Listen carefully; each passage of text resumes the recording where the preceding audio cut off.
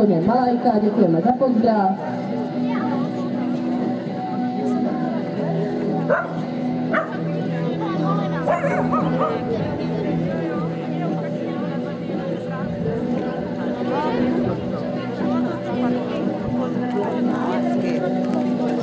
Jedno technické hlášení, poprosíme majitele Červené Dacie, aby přeparkoval své auto, brání nám tam ve výjezdu. Opakuji, poprosíme majitele Červené Dacie, aby přeparkoval svůj vůz, jelikož brání ve výjezdu.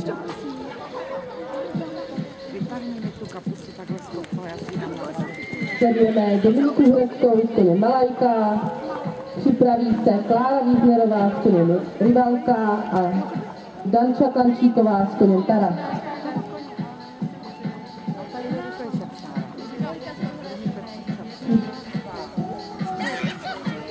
Takže Klára Víznerová s koněm Rivalka, je nám tady hlášeno, že nebude startovat, takže po jezdkyni Dominice Hrecké, kterou nyní sledujeme na parkouru, se připraví Danča Klančíková s koněm Tara.